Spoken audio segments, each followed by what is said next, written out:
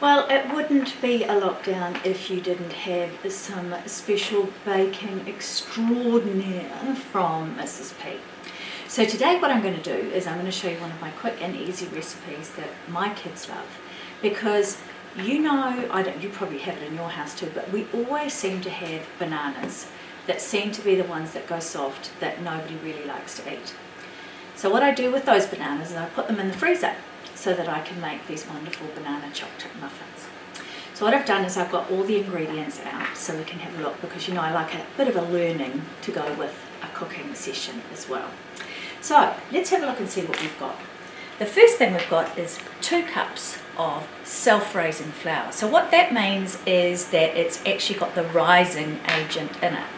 But in my family, Harriet is gluten-free, so we've got gluten-free powder and baking flour. And if you don't have self-raising flour, you can add 2.5 teaspoons of baking powder to your flour. So for every cup of flour, you add 1.25 cups, teaspoons, not cups, of baking powder.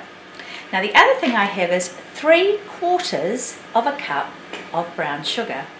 Numerator, denominator, 3/4, so nearly a whole cup of brown sugar. Then I have 1/2 cup of chopped up chocolate. Alright, so you can put any type of chocolate in there that you like. You might absolutely keep the chocolate out, you may add some nuts. Then we have one of my gorgeous chicken's eggs. Isn't it just the most beautiful colour? It's a beautiful bluey green, which I love. Now the other thing we need is 1/2 cup of oil. Now this is not olive oil, but just neutral oil, alright? Especially for those who, like Tiggy, who are dairy free, this works really, really well. If you want to use butter, you can. Melted butter for 1/2 cup. So I've just used canola oil for that. Now the magic ingredient is 3/4 of a teaspoon of baking soda. Okay, so baking soda is the thing that helps our bananas to not go yuck in the mixture. We then need 1 cup of milk, and then we need, of course, 2 mashed bananas. And you'll find that when you've kept them in the freezer for a bit and you defrost them when they come out, they're really easy to mash. So before we start, what I have done is I've got my baking cases all ready. Now if you don't have these baking cases, that's fine. What you can do is just get a handy towel and put some butter or oil on that handy towel and wipe it around and around, and that will help it not to stick. So the first thing Mrs. P is going to do is I'm going to put in my flour. So I'm putting in my 2 cups of flour and I'm putting it into the sieve. Now by putting it into the sieve, what this does is that it helps put some more air into the flour, and it will make our muffins nice and light. So because this isn't self-raising, I'm having to add in 2.5 teaspoons of baking powder, and I'm going to pop those in there. So what I'm actually going to do is I'm going to get my special spatula here, and that's going to help Mrs. P to actually put this through the sieve. So we're going to just get this through the sieve. It's not really doing that very well, is it? And we'll get this all the way through, and this gets rid of all the lumps, helps us to separate everything up. And the one thing that I do find when you have gluten-free flour is that it's a bit thicker than the other bits of flour, so it tends to not really want to go through the sieve very well, does it? So we might just give it a miss. Okay, so but if you have normal flour, then I suggest very strongly that you do make sure that you sieve it. So my grandmother, who taught me to cook, always said that you need to keep a very clean surface. So we're going to just gently combine that together, making sure that we've got all that baking powder all mixed in, just like that.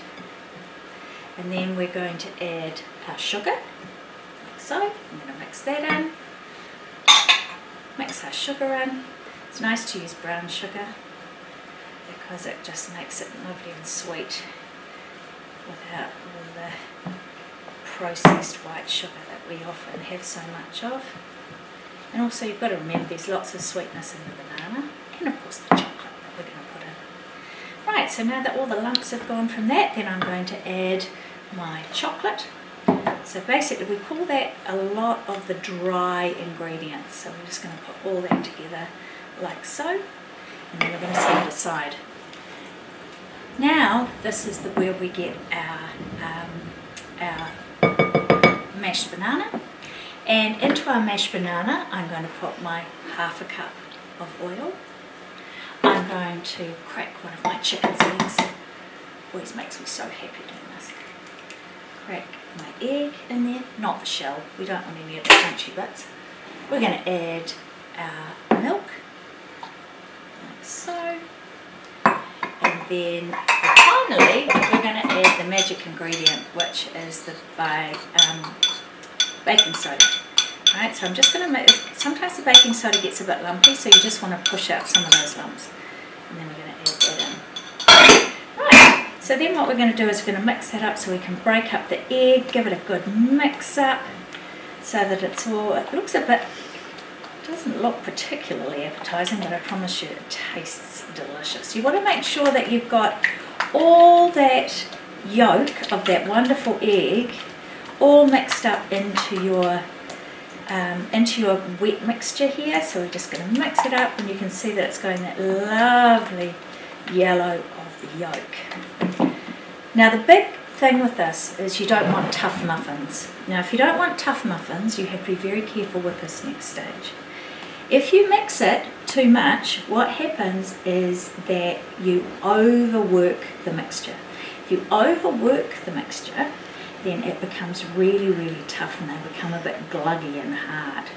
So we're going to add in our mixture here, add in our wet mixture like this, and then very gently using the spatula I'm just going to fold our dry ingredients into our wet ingredients. Now I'm not going to mix it going round and round and round. I'm just going to make sure that I'm just gently putting the mixture together to make it nice and wet. There we go.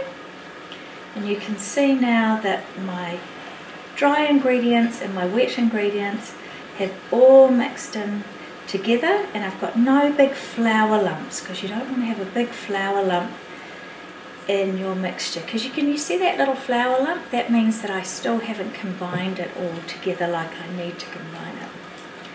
So I'm just going to make sure that I don't have any of those big flour lumps in there. The good thing about a spatula too, if you can see, it just wipes down those sides beautifully so that you get a lovely mixture. Right, that'll be enough. I don't want to overwork my mixture. Now what I'm going to do is get 2 spoons, which are going to help me to put into my cups. Now we don't want to overfill them as well, so I'm going to take some and I'm going to pop them in, using this to just help me, the other spoon, to help me to put them in. You can see I've made a bit of a mess of that one, haven't I? Whoop! It's alright, I'll be able to wipe those off with a handy towel before I put them into the oven. So we're going to put them, I've got my oven going at the moment at 200 degrees Celsius, which is quite a high oven, it's quite a hot oven. And for this part you will need to have Mum and Dad help you, because it is quite hot and I would hate any of you to get burnt. And so we heat your oven to 200 degrees Celsius, and then that while you're making the mixture, that's enough time for it to heat up, and then we're going to pop these in for about 12 to 15 minutes. So not very long at all. It's probably just enough time for you to be able to clean up, which is very important, and also to make Mum and Dad a nice cup of tea so that they can have a nice hot muffin and a cup of tea, which is a perfect way for them to end a very busy afternoon. I know that my mum used to make these and my dad used to love them. So there we are. So I'm just filling them up, trying not to overfill my cases, filling them all up nicely, just like that, and I've still got a bit of left over, which is fantastic. So what I'm going to do is I'm going to get my handy towel, and I'm just going to get rid of all the bits and pieces that have accidentally come off the side like that. because there's nothing, it just makes it easier for cleaning up later. And I know if you're anything like my children, the cleaning up, the making is fun, but the cleaning up can be a bit of a pain. So there we are. So now what Mrs. P is going to do is put those in the oven and for 12 to 15 minutes. And then with the magic of Bella and her camera, we are going to be able to show you the cooked version, the beautiful brown yummy version. So I will see you in about 15 minutes.